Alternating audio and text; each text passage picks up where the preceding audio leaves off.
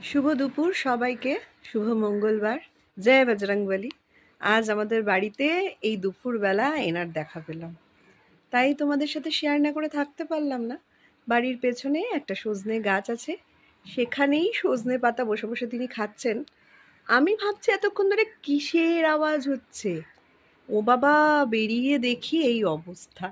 যাই হোক, আমাদের বাড়িতে যদিও বা শুধু ফলের মধ্যে রয়েছে বেল, যেটা বলে যে বেল পাকলে কাকের কি।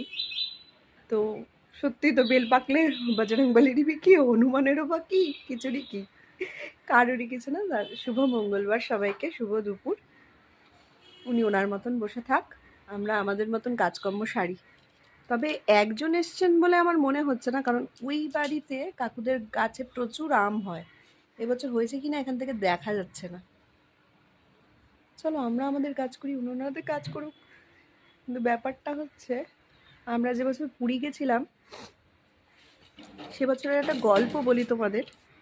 সেটা হচ্ছে, আমরা যে বছর পুরী গেছিলাম সে বছর আমার যা যেরকম গেটে তালা দিয়ে ঘুমায়, সেরকম গেটে তালা দিয়ে ঘুমাচ্ছিল।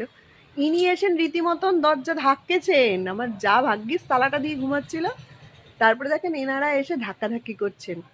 আর আমাদের তো জানো বাড়িতে জল টল থাকে, সেগুলোও খেয়ে যান ইনি। জানি না, এখানে একটা আম গাছ আছে, ওই দিকে একটা আম গাছ আছে, কতটা কি দেখাতে পারছি এনার। আমাদের বাড়ির যে আম গাছে এখনো আমের ফলন আসেনি। ঠিক আছে, উনি ওনার মতন বসে থাক। আমি আর কেউ আছে কি না জানি না, উনি ওনার মতন বসে থাক। জয় বজরংবলী।